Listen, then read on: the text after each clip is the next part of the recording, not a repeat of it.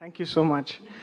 Just a few minutes ago, someone was asking me, do you think you'll be called? I said yes. I have a couple of questions for you. So I have been trying to find a mate, a lover for some time. Yes? Recently, I met. Did you hear the contradiction right in the opening words? He said, I have been trying to find a mate for some time. I've been trying to find, because this mate is lost, a mate for some time. It's all right, because an observation of life experience causes you to, we're just going to sort through this a little and have fun, so just relax, because it won't be too painful. Sure. We're just going to play with all of you a little bit. So what are the evident beliefs? Finding a mate is not easy, or it's easy? Finding a mate happens quickly, or takes a long time? It's something that you have to try to do, or it's something that just comes to you. And so this is what we mean by bucking your own current.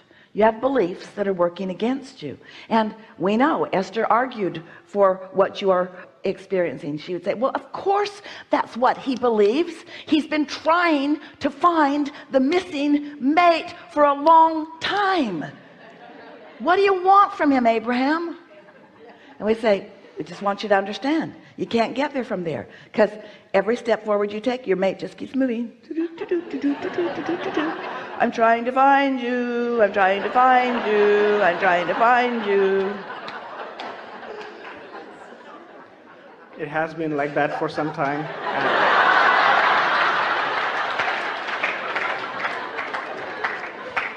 So the best way to have something that you care about break loose is by taking your attention off of it, because when you put your attention on it, you practice the vibration that you've got going. So you want to do something to stop that momentum, or even better, you want to start a different momentum. So if you would start a different momentum on another subject, or just focus upon something else that is working, you would stop the practice of that. And when you stop the practice of something, the momentum of it subsides. And when the momentum subsides, it's much easier then to start off on a new track. In fact, every night while you sleep, the momentum subsides. But for most of you, when you wake up, you just activate the same beliefs again by staying on the same subject again, by offering the same words again, and remembering the same things again. And so it's a matter of deciding what you want to keep active and what you don't want to keep active. And the thing, oh, we love you all so much, but you know what you believe? You believe that in order to get what you want, you have to try. And you've been taught that the more you want it, the harder you should try, and the more it's not coming, the more you should try. And it's counterproductive, because when you really believe that it is not coming, the harder you try, the more it won't come. That's just the way it is, you see. So don't do that anymore. Next. So actually there's a little background. We're sure there's a lot of background. That's the whole point. Beliefs are about background, but what you want is in the foreground. And so if you keep the background activated, the background just keeps coming with you everywhere you go. Come along, doubt and fear. Come along. I don't want to leave you behind. Come on. Oh, let me activate you a little more. You're not quite close enough. Okay, here we go. There, now you're just miserable enough for me. Yeah, here we go. I think I'll go to Can't Find a Mate Anonymous meetings. So I have been practicing meditation and trying to get rid of the negative momentum. Can't get rid of negative momentum. There's a war against drugs, and a war against cancer, and a war against AIDS, and a war against teenage pregnancy, and a war against terrorism, and war against terrorism, war against terrorism, war against, and all of them are getting bigger. Because whatever you give your attention to, you practice and attract to yourself until you are part of the statistic, you see. So after he leaves this room, he will never say the word trying again. It's like shock. We'll poke him with a stick every time he says trying. So I met a girl a few months ago through a mutual friend, and I didn't really know her, but for some reason, for work, I got to meet her a few times, and I instantly fell in love with her. It was like, you would say, love at first sight, or I was like on drugs all the time, all days, and I liked each and every little thing about her. I absolutely adored everything. It was like immense power. I felt so powerful that when I envisioned living a life with her, I could feel that I'm the most powerful man in the world. I went and saw a $9 million home. I thought of starting my own startup. It was like everything was in peace, and I spoke with her. Because you came into alignment with your own desire for a while. And then? Then I confessed my feelings to her. She said she didn't feel the same way, and I kind of fell out of that vibration. The thing that we really want to emphasize with you, with all of you, such a wonderful experience, is that feeling of connecting with your desire, when you felt that elation, you were a perfect vibrational match to the desire that you have been putting into your vortex for this relationship. And so if you can maintain that longer, what you want must come into a manifested realization. But what happens when that momentum is short-lived and the former belief is still available, maybe even readily available, and you act too soon, then the result of your action backfires. That's what we call trying too hard. Backfires, because then you began immediately to respond to her saying that she did not feel the same way, and then that wonderful bliss went away for you, because your bliss was conditional upon her response rather than conditional upon your alignment with what you really want. Now, if we could just convince you, and we can't, you have to find a way of getting it yourself, that if you could maintain that feeling of elation that you were describing, a perfect match to your perfect idea of this perfect mate must show itself to you. It has to be.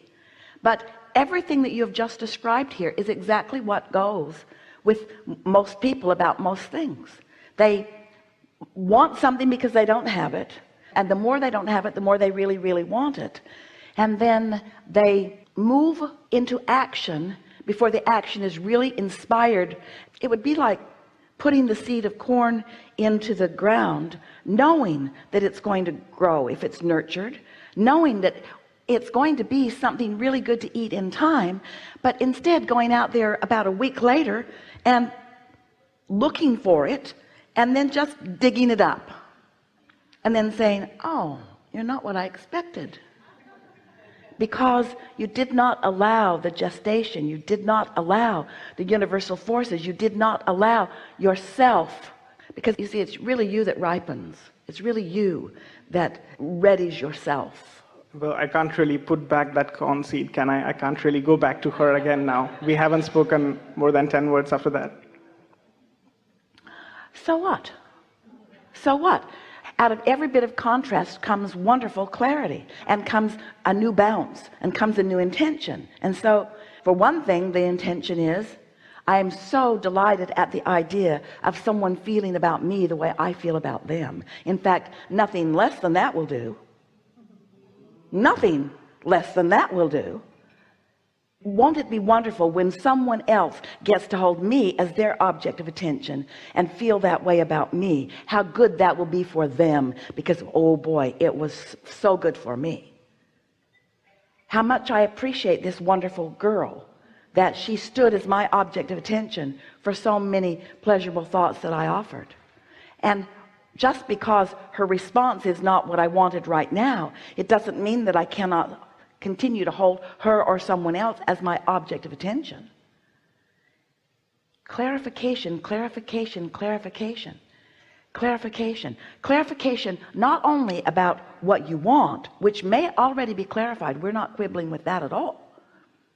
Clarification about my vibrational readiness for that, you see, because most people, and we know it's true of you because you have worked hard, you're a really strong focuser, you're accustomed to things moving in response to your determination. These are all strong attributes of focus. But when you have a contradictory vibration and don't know it, and you get determined, then you attract and repel and attract and repel and attract and repel and attract and repel simultaneously. So the repelling isn't because you're not lovely.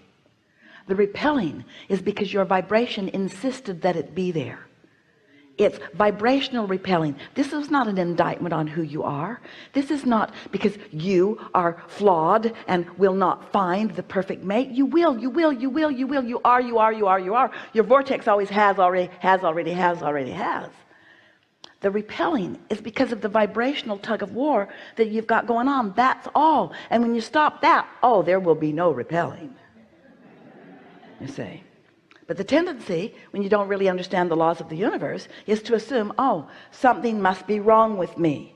I am being rejected because I am inappropriate in some way. That was the exact thought I had. That is not what it is at all. First of all, you weren't rejected, you repelled.